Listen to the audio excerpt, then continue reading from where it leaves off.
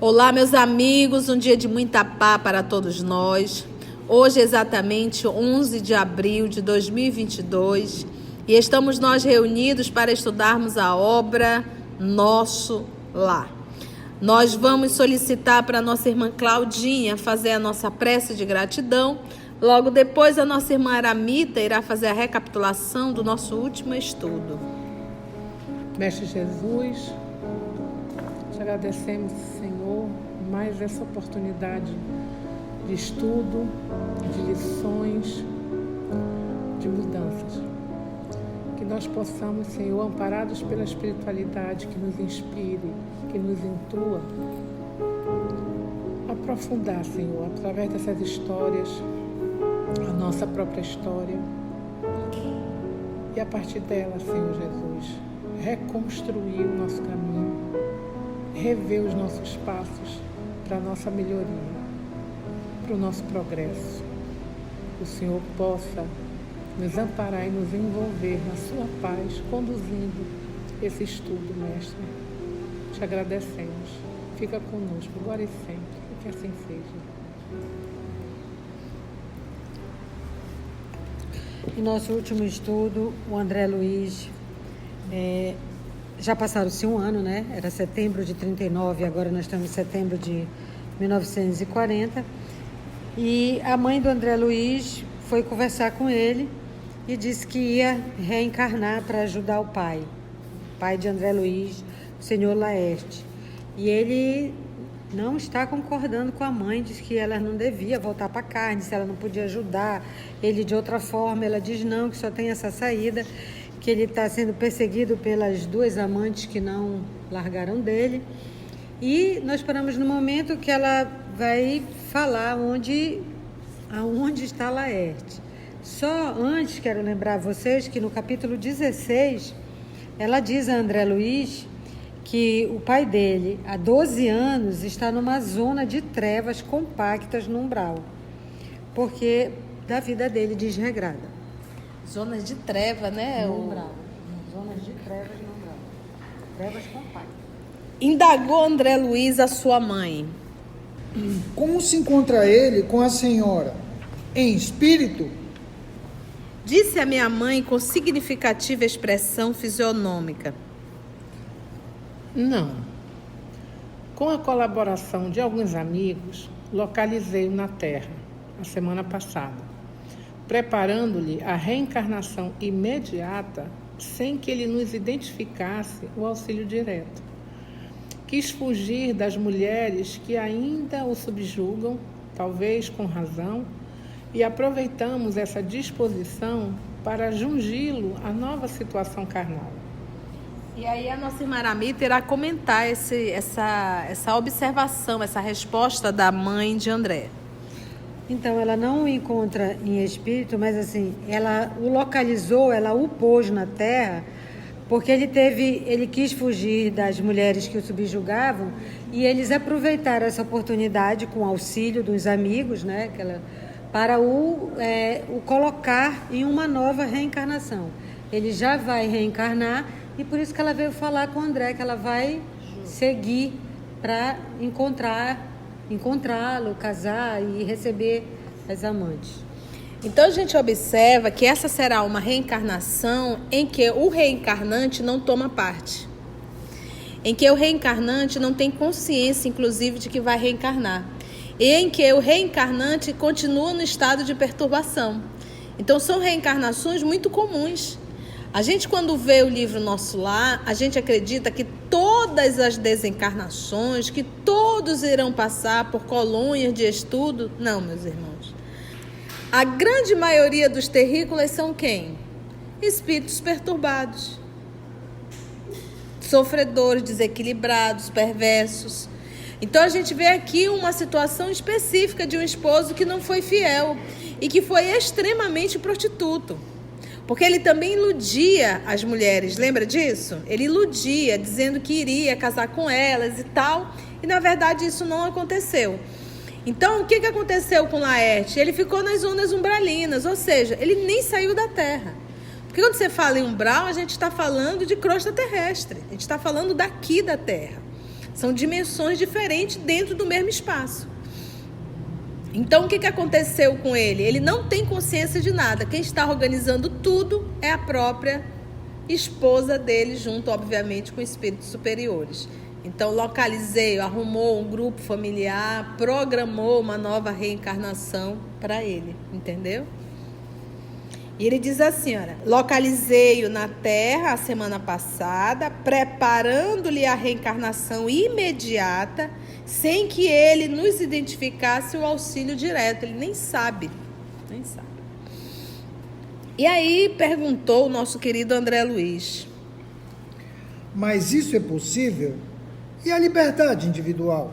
Porque ela perguntou dele se ele queria reencarnar? Não. Aí agora ele está perguntando, mas ele não tem livre-arbítrio? Ele não poderia dizer não vou? Vamos ver a resposta? Minha mãe sorriu, algo triste, e obtemperou.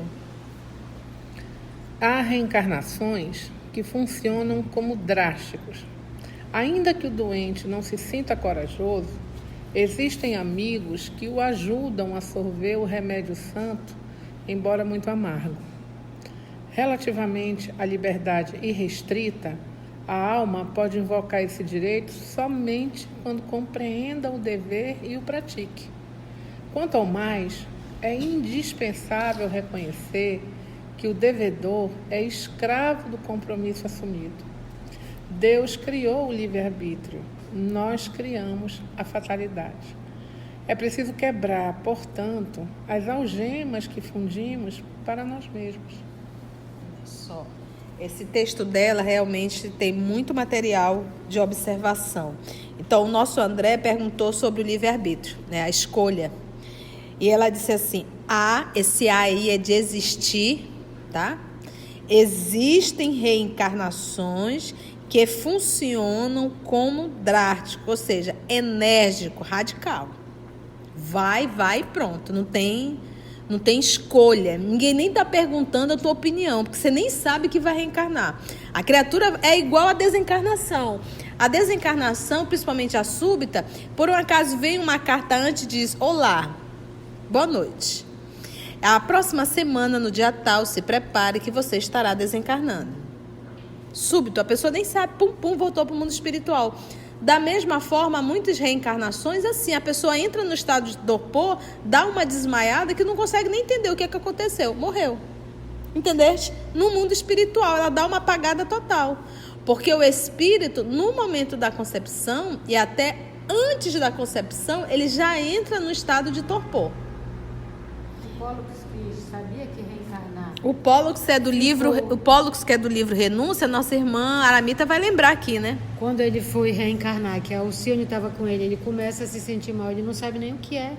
Aí ela que diz, tu vais reencarnar. Vais reencarnar. Então já era a preparação.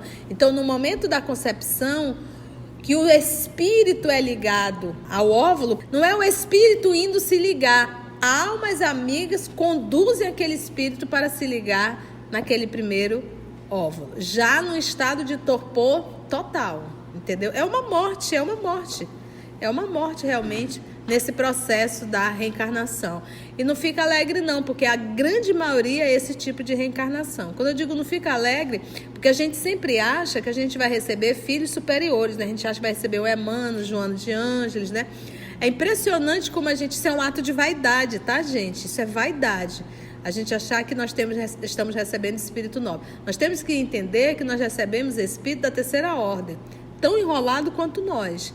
Daí a necessidade da energia necessária na medida exata e do processo da educação. Daí a necessidade de estar vigiando e vigilante nas tendências dessa criatura. Agora, como dizia a manhinha, um pau torto não tem como endireitar outro. Então, se a pessoa é imoral, como é que ela vai educar? Não tem como. Então, a gente precisa se moralizar para poder moralizar. Então, olha só a fala dela. Há reencarnações que funcionam como drástico, ou seja, enérgico, radical. Ainda que o doente... Quem é o doente aqui? Laerte. E olha só, o Laerte perdeu uma encarnação. Gente, uma encarnação é um verdadeiro tesouro, sabe? É algo muito valioso uma reencarnação. E a criatura abriu mão de tudo isso por causa de sexo. Tá vendo como ele é burro? Mas você tá entendendo? Você joga fora verdadeiro tesouro, uma oportunidade espetacular de evolução para você poder acessar mundos muito melhores por causa de sexo. Você não quis honrar com seu compromisso conjugal. Essa é a Carla que vai falar.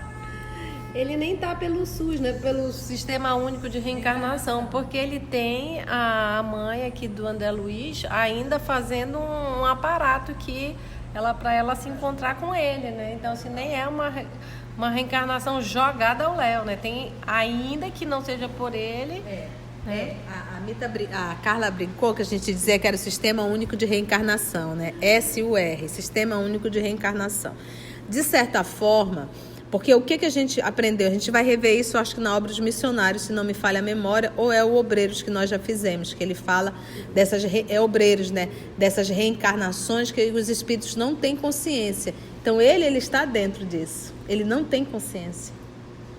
Não é, quando a gente brincou com esse Sistema Único de Reencarnação, ele não participou da reencarnação. Por exemplo, a gente vai ter a reencarnação de Segismundo, que esse é nos missionários, né? E a gente vai se deparar o quê? Que ele participou, ele sabe quem é o pai, ele sabe quem é a mãe, ele foi até a família, então houve todo o envolvimento. No caso do Laerte, na dica de nada, alguém está fazendo tudo por ele. Agora, tem realmente aqueles processos da reencarnação que ainda assim não deixa de ter uma assistência divina, que são aqueles espíritos que estão vinculados. É aquilo que a gente fala, aí entra o Sistema Único de Reencarnação. Você sai hoje com uma mulher, uma fêmea, um macho e uma fêmea, porque é mais ou menos algo animal. Você vai para um motel da vida e a criatura engravida. Você quer me dizer que isso foi programado pela espiritualidade superior? Você traindo a sua esposa ou traindo o seu esposo, você vai e se encontra. Não, eu programei a reencarnação do fulano.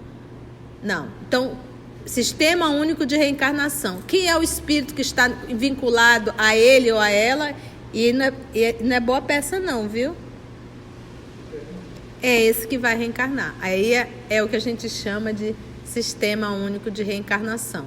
Aqui nesse caso, graças a Deus, Laerte teve uma esposa que é um espírito superior, né, um pouco mais superior que ele, e muito lúcida, e está programando essa reencarnação. E ele, Carlinha, na dica de nada. Ela só aproveitou a chance que ele quis dar uma escapadinha. Aí você pega um Laerte desse, numa encarnação. Você vai falar para ele de reencarnação, ele vai dar conta de entender? Não. Ele nunca viveu essa experiência. Ele não tem consciência dessa experiência. Entendeu? São aquelas pessoas que não conseguem, não aceitam, não entendem de jeito nenhum. Então, olha só.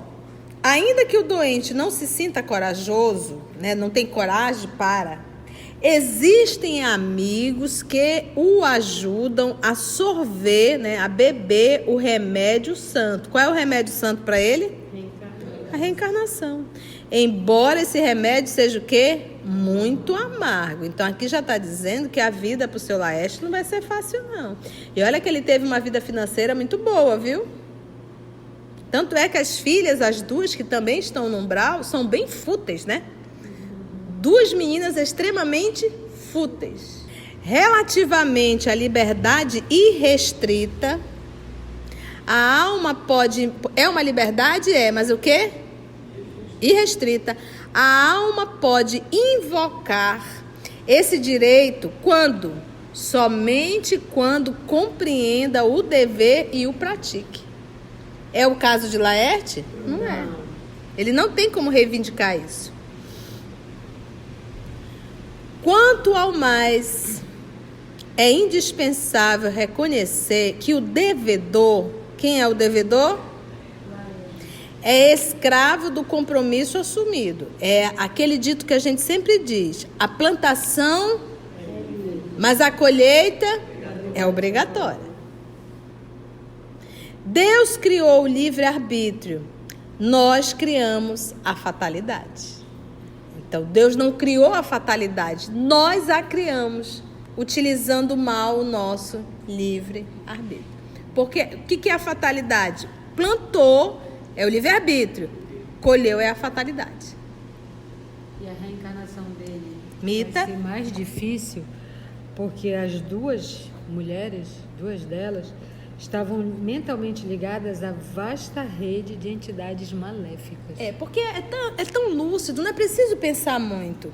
Uma mulher ou um homem que se predispõe a se relacionar com uma pessoa que já tem uma família, que já é casado ou que já é casada, pergunto, que tipo de espírito é esse? Leviano, né? A Carlinha tá cantando aqui. Não sei que música é essa, mas achei legal. Leviano. Quem são os amigos? Espíritos levianos. Uma pessoa moralizada, ela jamais vai se predispor a se envolver com pessoas casadas, destruindo o lar. Entendeu? É isso que a gente tem que entender.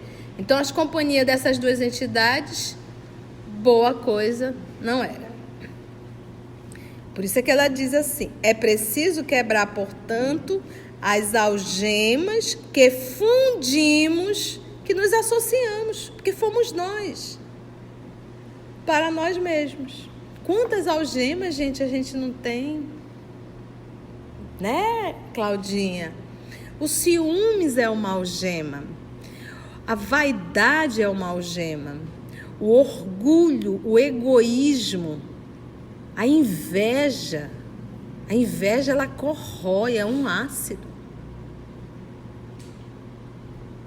O ciumento, o invejoso, o avarento, essas coisas todas que a gente, essas feridas, isso nos faz sofrer muito. Enquanto me perdia em graves pensamentos, continuou ela, retomando as anteriores observações. As infelizes irmãs que o perseguem, entretanto, não o abandonam.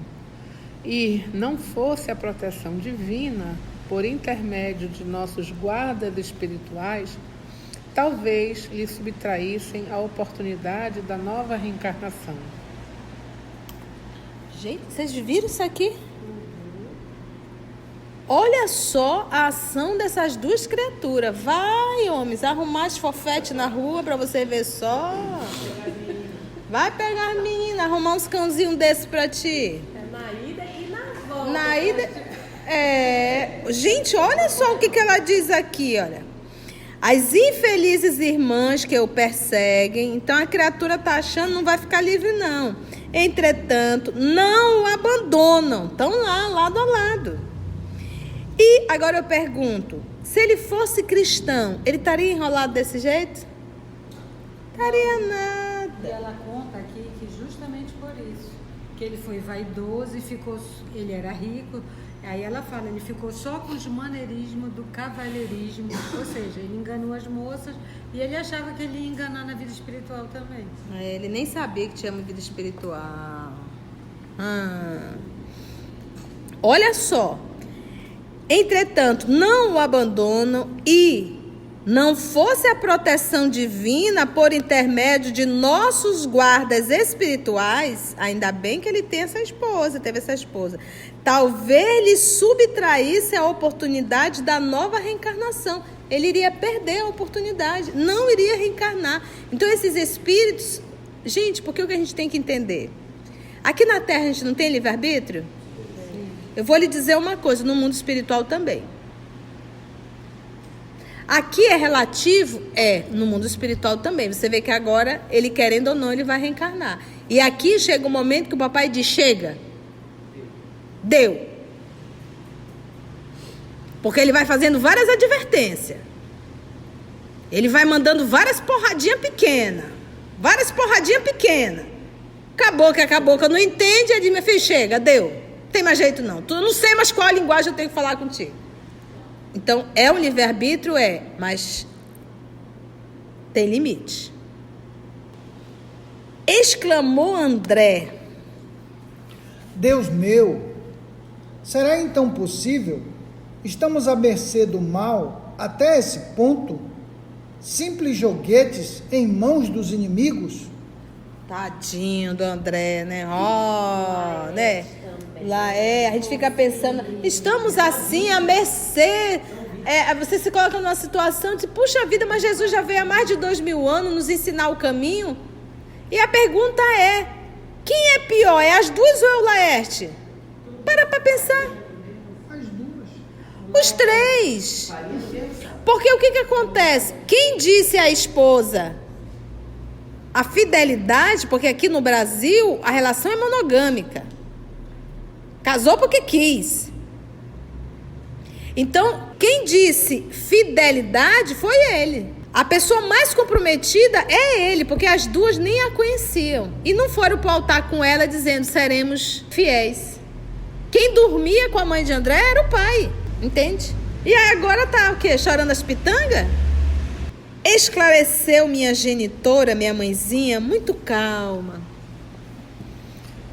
Essas interrogações, meu filho, devem pairar em nossos corações e em nossos lábios antes de contrairmos qualquer débito e antes de transformarmos irmãos em adversários para o caminho. Não tomes empréstimos à maldade. Tá pra ti? Tu devia ter pensado nisso lá atrás, meu filho, antes de fazer as besteiradas. Antes de contrairmos qualquer débito e antes de transformarmos irmãos em adversários para o caminho. Porque o que ele fez? Ele pegou essas duas meninas, iludiu. Porque, gente, nós estamos aqui falando de coisa antes de 1940. Nós não estamos falando de 2020, porque hoje virou uma esculhambação. Hoje as meninas estão vendo o cidadão casado ou a cidadã casada e estão ali dando cima. Naquela época a coisa era mais polida. E sabe Deus se essas meninas não eram verdadeiramente meninas e que foram iludidas. Olha, eu vivi alguma experiência em família, minha tia conta, que o esposo dela desencarnou, um acidente de carro, foi uma coisa rápida. E simplesmente no velório chorava ela e chorava uma moça. E chorava ela e chorava uma moça. Aí ela começou a ficar assim meio preocupada, né? Mas quem é essa? Quem é? Ninguém sabia. Era a noiva dele. Era a noiva dele. Ela, a moça, não sabia de nada. Que ele era casado e que tinha já 2 filhos com a titia. O que faz com o defunto uma hora dessa, gente? Olha só, então ninguém sabe naquela época se essas meninas não foram enganadas. Para elas terem tanto ódio, então, ou seja, quem foi que arrumou esses perseguidores? Laerte. Com as suas próprias mágoas. A gente tem falado muito nisso. Jesus tinha inimigos? Tinha. Inimigos gratuitos. A pergunta é, eles poderiam perseguir Jesus no mundo espiritual? De jeito nenhum. Não havia sintonia. Porque Jesus não carregava absolutamente nenhuma culpa, porque ele não fez absolutamente nada. Entendeu? Indagou André, vamos ver. E essas mulheres, que será feito dessas infelizes? Minha mãe sorriu e respondeu. Serão minhas filhas daqui a alguns anos. É preciso não esqueceres que irei ao mundo em auxílio de teu pai. Ninguém ajuda eficientemente intensificando as forças contrárias, como não se pode apagar na terra um incêndio com petróleo. É indispensável amar, André. Os que descreem perdem o rumo verdadeiro, peregrinando pelo deserto. Os que erram se desviam da estrada real, mergulhando no pântano. Teu pai é hoje um cético e essas pobres irmãs suportam pesados fardos na lama da ignorância e da ilusão. Em futuro não distante, colocarei todos eles em meu regaço materno, realizando minha nova experiência. Mas quem disse que seria fácil? Vocês estão vendo aqui um grupo familiar se formando? É só de espírito superior? Não. Agora imagina a relação pai com essas 2 filhas. Quem vai ser a balança aí? Ela. As filhas vão ser uns capeta para esse homem. E quando elas começarem a namorar, vão estar desafiando ele todo o tempo. Então, hashtag fica a dica. Se dentro da tua casa essa confusão, já lembra que não é acaso. Quem planta, colhe. Então, olha só. A primeira coisa, e essas mulheres? Essas mulheres infelizes, o que será feito? Serão minhas filhas daqui a alguns anos. É preciso não esqueceres que irei ao mundo em auxílio de quem? Do teu pai. E é impossível auxiliar teu pai sem auxiliar as meninas. Porque ele não fez mal às meninas? Fez. Ele não vai ter que agora recuperar o mal que ele fez? Vai. Ninguém ajuda eficientemente intensificando as forças contrárias. Vou tirar ele e vou deixar as duas. Não, as duas que se danem aí, continuem nos umbrais da vida aí, nos infernos. Vou puxar. E ela diz, não se pode apagar na terra um incêndio com petróleo. É com amor. É indispensável amar, André. Aí você me diz, como é que vai ser a relação da mãe com as filhas? Tranquilo. Tranquilo, tranquilo. Talvez obedeçam só a ela e ao pai. Os que descreem perdem rumo verdadeiro, peregrinando pelo deserto. Quantos não estamos peregrinando pelo deserto? A gente ora, a gente diz eu acredito em Deus, mas a nossa vida não é de quem acredita em Deus. As nossas atitudes não batem com a nossa crença. Os que erram se desviam da estrada real, mergulhando no pântano. E o pântano, o que o pântano faz com a gente? É escuro, é fétido, e ele faz o quê? Te engole. Teu pai é hoje um cético e essas pobres irmãs suportam pesados fardos na lama da ignorância e da ilusão. Em futuro não distante, colocarei todos eles em meu regaço materno. É o seguinte, ela vai dar um salto na evolução dela. Porque pegar 3 capetas de uma só vez, essa é uma reencarnação de sacrifício. E lembra que ela tem 2 filhas no umbral também. E olhos brilhantes e úmidos, como se estivesse a contemplar horizontes do porvir, rematou. E mais tarde, quem sabe, talvez regresse a nosso lar, cercada de outros afetos sacrossantos, para uma grande festividade de alegria, amor e união. Aí ela já deu uma dica aqui para o André Luiz. Né? André, hoje a gente é aqui afeto. Mas sabe Deus se eu não te resgatei também lá atrás? Entendeu? Imagina essas 2 meninas, quando a mãezinha voltar para o mundo espiritual, elas vão ficar chorosas. E depois a mãe vai receber as 2. Entende? Eu só me lembro de Jesus. Mãe, eis aí teu filho. Filho, eis aí tua mãe. Família universal. Misericordioso. Identificando-lhe o espírito de renúncia, ajoelhei-me e beijei-lhe as mãos. Desde aquela hora, minha mãe não era apenas minha mãe. Era muito mais que isso. Era a mensageira do amparo, que sabia converter verdugos em filhos do seu coração, para que eles retomassem o caminho dos filhos de Deus. Quanta lição, né, gente? Antes de orarmos em agradecimento, vamos ouvir algumas considerações da tia que destacamos neste estudo para a reflexão dos ensinamentos. Vamos aos destaques da tia? Olha só. Então a gente observa que essa será uma reencarnação em que o reencarnante não toma parte. Em que o reencarnante não tem consciência, inclusive, de que vai reencarnar. E em que o reencarnante continua no estado de perturbação. Então são reencarnações muito comuns.